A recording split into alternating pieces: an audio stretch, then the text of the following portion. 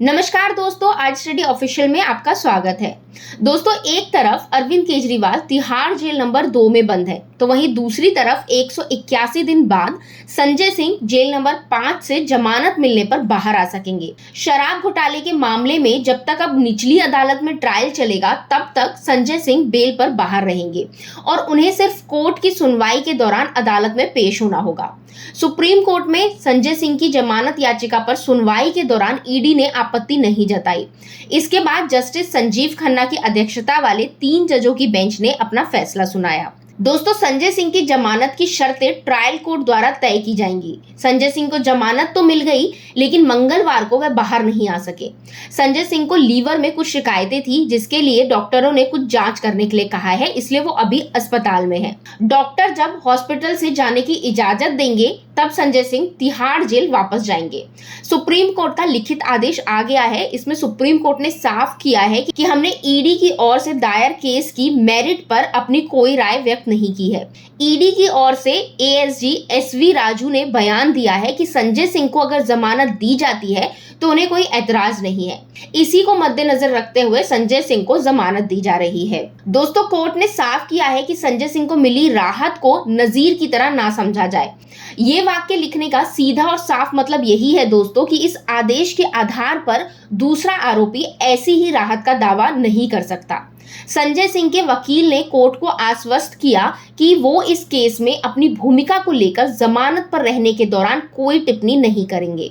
उधर संजय सिंह का bail order भी मंगलवार शाम तक तिहाड़ जेल नहीं पहुंच सका था। अब सवाल उठता है दोस्तों कि क्या संजय सिंह की जमानत से केजरीवाल और सिसोदिया को भी राहत मिलेगी? दरअसल सुप्रीम कोर्ट की पीठ ने कहा है कि संजय सिंह को दी गई जमानत को नजीर के तौर पर नहीं लिया जाएगा। इसका आशय हुआ कि इस जमानत आदेश से अरविंद केजरीवाल समेत जेल में बंद अन्य आप नेताओं को ज्यादा राहत नहीं मिलने वाली है। पीठ ने इससे पहले सुबह के सत्र में राजू से इस बारे में निर्देश प्राप्त करने को कहा था कि क्या ईडी को सिंह की और हिरासत की जरूरत है। इसके बाद उन्होंने संजय सिंह की जमानत का विरोध भी नहीं किया। दोस्तों, अब लोकसभा चुनाव से पहले संजय सिंह तो बाहर आ जाएंगे, लेकिन केजरीवाल और सिसोदिया को लेकर सस्पेंस अब भी बरकरार है। दोस्तों, जमानत देते समय कोर्ट ने हालांकि ईडी के वकील के अनुरोध के बाद स्पष्ट किया कि रियायत को नजीर के रूप में नहीं माना जा सकता। सुप्रीम कोर्ट ने कहा कि इसका अनिवार्य रूप से मतलब यह होगा कि इस मामले के अन्य आरोपियों को इससे राहत नहीं मिलने वाली है। कोर्ट के आदेश के आधार पर ईडी किसी भी तरह से अन्य आरोपियों को समान रियायत देने के लिए बाध्य नहीं होगी।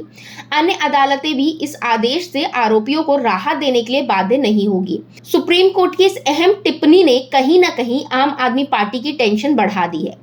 इसका मतलब है कि सीएम अरविंद केजरीवाल और मनीष सिसोदिया समेत अन्य आरोपियों को इस आदेश का फायदा नहीं मिल सकेगा। हालांकि दोस्तों, यह ध्यान देना जरूरी है कि संजय सिंह के मामले में सुप्रीम कोर्ट द्वारा उठाए गए मुद्दों को केजरीवाल के वकीलों ने भी उनके मामले में उठाया था। इसलिए सुप्रीम कोर्ट की टिप्पणियों को केजरीवाल की लीगल टीम केस में इस्तेमाल कर सकती है। वहीं सिसोदिया के केस में भी इसका इस्तेमाल हो सकता है। दोस्तों, यहाँ ध्यान देने वाली बात यह भी है कि केजरीवाल ने बेल नहीं बल्कि सीधे गिरफ्तारी को चैलेंज कर रखा है। बुधवार दिल्ली हाई कोर्ट में अरविंद केजरीवाल पर अहम सुनवाई है। हाई कोर्ट के जस्टिस स्वर्णकांता शर्मा मामले की सुनवाई करेंगे। केजरीवाल ने अरेस्ट ऑर्डर और स्पेशल कोर्ट के आदेश को चुनौती दे दी है। केजरीवाल ने अपनी गिरफ्तारी को अवैध और गैर कानूनी बताया है। दोस्तों, रिहाई को लेकर अरविंद केजरीवाल की दलीलें भी लगभग वैसी ही हैं जैसे संजय सिंह की रही। अरविंद केजरीवाल ने कोर्ट में कहा था कि मनीष सिसोदिया पीसी अरविंद ने बयान दिया कि मेरी उपस्थिति में कुछ दस्तावेज सिसोदिया को दिए। मेरे घर रोज विधायक आते हैं। क्या यह बयान एक मौजूदा मुख्यमंत्री को गिरफ्तार करने के लिए काफी है? राघव मंगूटा के 7 बयान है। 6 बयान में मेरा नाम नहीं, 7वें में वो मेरा नाम लेता है और उसे बेल मिल जाती है। शरद रेड्डी ने गिरफ्तार होने के बाद 55 करोड़ का चंदा बीजेपी को दिया। 100 करोड़ का शराब घोटाला है, तो वो पैसा कहाँ गया? ये दलील थी केजरीवाल की। अब ईडी ने केजरीवाल की गिरफ्तारी पर अपना जवाब दाखिल किया। केजरीवाल एक्साइज पॉलिसी घोटाले के किंगपिन और मुख्य साजिश करता है। ईडी ने अपने जवाब में लिखा है कि अरविंद केजरीवाल कुछ व्यक्तियों को लाभ पहुंचाने के लिए आबकारी नीति 2021-22 तैयार करने की साजिश में शामिल थे और उक्त नीति में लाभ देने के बदले में शराब व्यवसायियों से रिश्वत मांगने में भी शामिल थे।